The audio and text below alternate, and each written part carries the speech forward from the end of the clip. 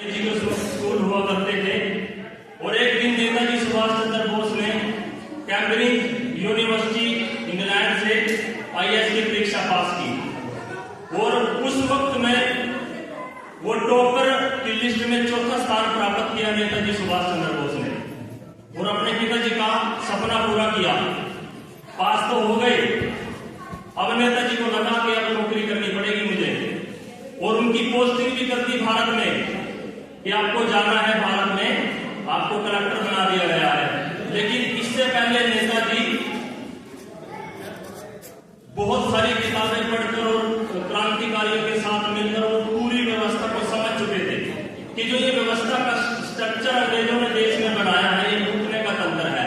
और बेकायदा उन्होंने पत्र लिख के अपना त्याग पत्र दिया था आईसीएस के कलेक्टर के पद से कि ये भारत माता को लूटने का सिस्टम है और इस लूट में मैं शामिल नहीं हूँ। भारत में आए, भारत के लोगों ने उनका स्वागत किया। उसके बाद ऐसे ही वो कांग्रेस में शामिल हो गए, सामाजिक मूवमेंट में शामिल हो गए।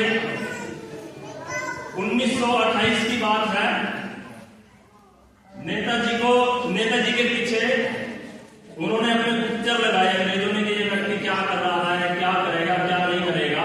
तो जो उस वक्त के गुप्तचरों ने रिपोर्ट दी आके कि वो लाठी चलाना सिखा रहा है, अपनी लड़कों को तैयार कर रहा है, उनके लिए वर्दी भी सिलवा रहा है, इस तरीके के वो मूवमेंट कर रहा है। तो 1928 में नेताजी ने उस वक्त आप कल्पना कीजिए कि ब्रिटिश के तंत्र में हम लोग जकड़े हुए थे और नेताजी ने उस वक्त 2000 सैनिक अपने तैयार करके और कलकत्ता की सड़कों पे उतार दिए थे हथियार लैस। ना उस वक्त की कांग्रेस के किसी भी व्यक्ति को पता था जबकि वो कांग्रेस में थे, और ना ही अंग्रेजों को पता चला कि ये हुआ क्या। उस वक्त में जो अंग्रेजों के बड़े अफसर थे उनको पदों से निकाला गया था कि आप लोग क्या कर रहे थे। ये व्यक्ति 2000 सैनिकों को कहां से लेके आया, वो भी हथियारों के साथ। उसके बाद नेताजी को जेल में डाल दिया गया। फिर इलेक्शन हुए, नेताजी जेल के अंदर थे और उस वक्त कलकत्ता के नगर के लोगों ने उनको, नगर वासियों ने वोटों से जिताया था और वो कलकत्ता के मेयर बने थे। और फिर मजबूरन ब्रिटिश गवर्नमेंट को उनको छोड़ना पड़ा।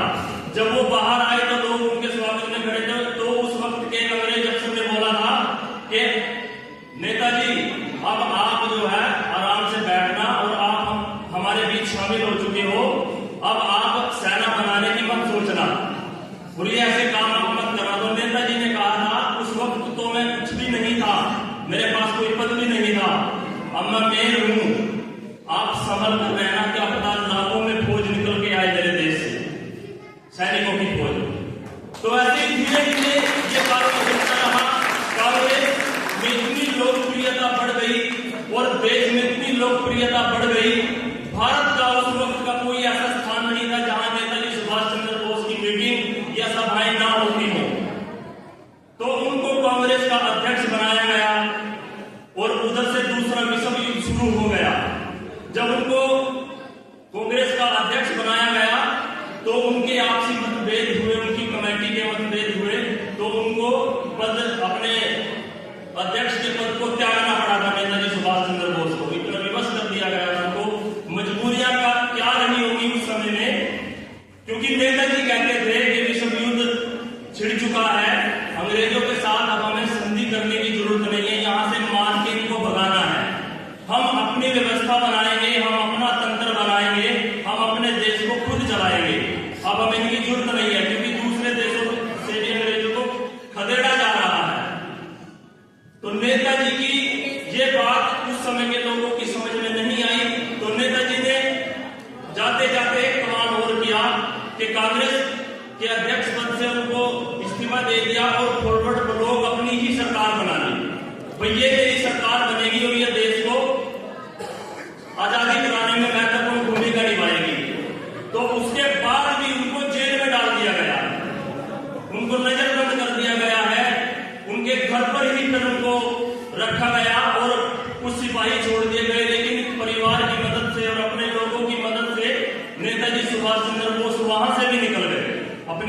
से। मतलब आप देखिए कि कितने कमाल के व्यक्ति थे, वो किस तरीके से ऐसे क्षण में ही रूप बदल लेते थे।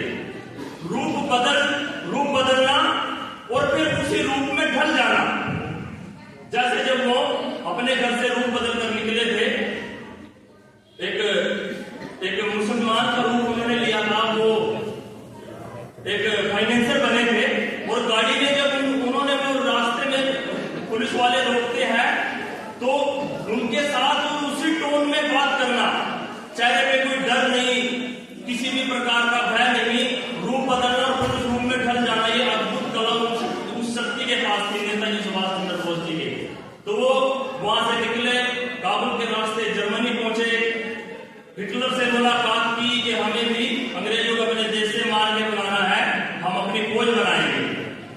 उस वक्त हिटलर ने जो छोटे छोटे देशों पे हमला किया था, वहां से भारत की फौज गई हुई थी अंग्रेजों के साथ मिलकर लड़ने के लिए हिटलर से।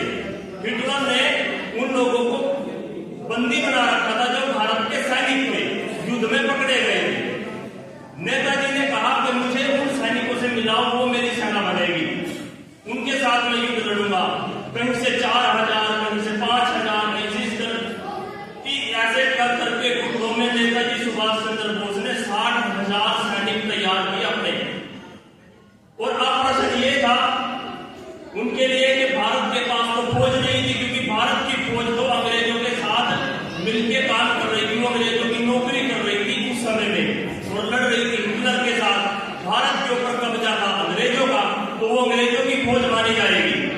और एक आजाद हिंद बनाने के लिए, एक सरकार बनाने के लिए आपको चाहिए होता है, आपको भूमि चाहिए होती है, अपनी जमीन जहां पे आप अपना झंडा लगाओगे, आपको सेना चाहिए होती है, आपको धन चाहिए होता है। तो इसलिए नेताजी सुभाष चंद्र बोस ने आजाद हिंद सरकार, आजाद हिंद फौज, आजाद हिंद बैंक और आजाद हिंद करेंसी बनाई थी।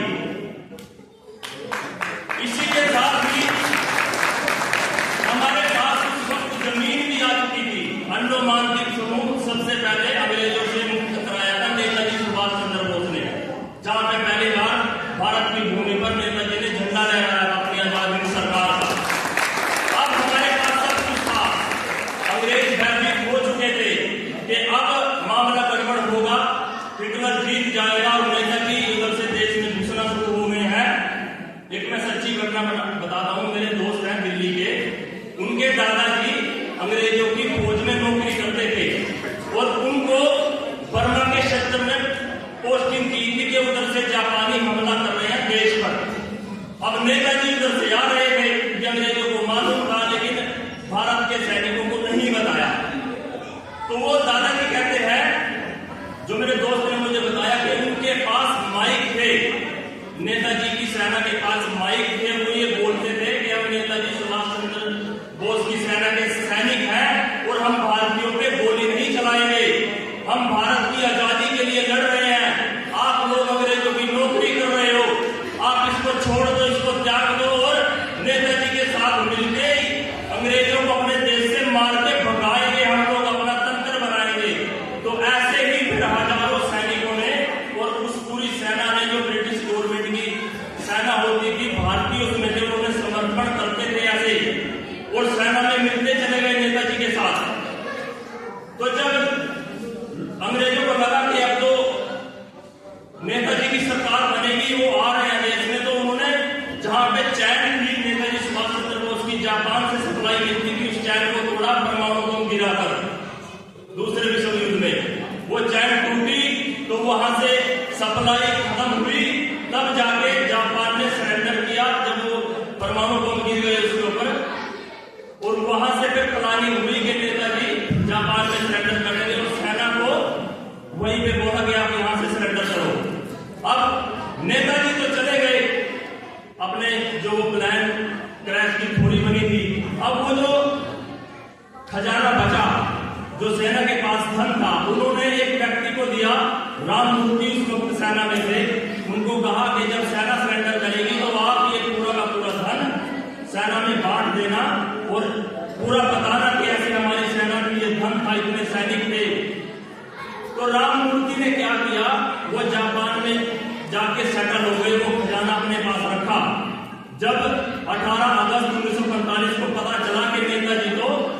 प्लान क्रैश में चले गए। उनको भी यही लगता था और सभी को यही लगता था। अब वो वहां पे सेटल हो गए अपने बंगले और लोग पूरे तरह से पूरा एक अलग कहानियां कहना शुरू कर दिया। वो धन जो है खजाना नहीं सौंपा किसी को भी। अब 1 साल के बाद एक गुमनाम लेटर आता है राममूर्ति के पास। ये ऑन रिकॉर्ड बात है जो भारत के आर्काइव में भी रखी हुई है। 1 साल के बाद 1946 में कि राममूर्ति इस खजाने को संभाल के रखना, ये सेना बनाने के काम आएगा, ये फौज बनाने के काम आएगा। तो अब राममूर्ति जी को लगा कि भाई मुझे तो ये खजाने का हिसाब देना पड़ेगा। नेताजी तो जीवित है, प्लान क्रैश की थोड़ी तो झूठी है। अब वो डर गए, सहम गए। तो उन्होंने वो लेटर ब्रिटिश गवर्नमेंट के अधिकारियों को दिया और बोला कि नेताजी सुभाष चंद्र बोस जिंदा है और आप लोग उसकी छानबीन में लगे हो तो आप सही हो कि वो प्लान क्रैश थोड़ी नेताजी ने बना रखी है। इसके बाद हमारे जो भारत में चल रहा था दूसरे विश्व युद्ध में नेताओं के साथ बैठ के बात हुआ करती थी, वो ये थी कि आप हमारे साथ समझौता करो, अपनी सेना को अंग्रेजों को दो और हिटलर को हरवाओ, उसके बाद हम आपको आजाद करेंगे। एक तरफ वो लेटर आ गया और एक तरफ सेना ने विद्रोह कर दिया, हमारी नौसेना ने, कि भाई आप हमें ये खाना को अच्छा नहीं दिया जाता था कि आप लोगों ने वादा किया है कि अब आप हमारे देश को आजाद करोगे और आप तो आजाद कर ही नहीं है, कर नहीं रहे हो, 1 साल हो गया है। और उधर से उस लेटर का मिलना और नौसेना को लगा कि भाई नेताजी तो जिंदा है और वो देश में अब आएंगे और ऐसा ही है अंग्रेजों को हुआ।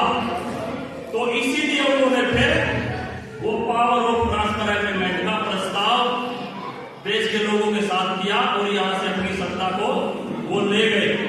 गोरे अंग्रेजों से काले अंग्रेजों के हाथ में वो सत्ता रख दी गई है। अब यहाँ पे ये मेरा ये अपना मत है, ये मेरा अपना विचार है कि नेताजी सुभाष चंद्र बोस चाहते क्या थे?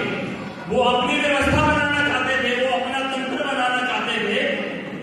तो मैं अब आपसे पूछता हूं इस मंच के माध्यम से, क्या हम अपनी व्यवस्था बना पाए हैं? क्या हम अपना तंत्र बना पाए हैं? क्या हम अपने बैंक, अपनी व्यवस्था, अपनी करेंसी हम बना पाए हैं? ज्यादातर हम गांव से हैं।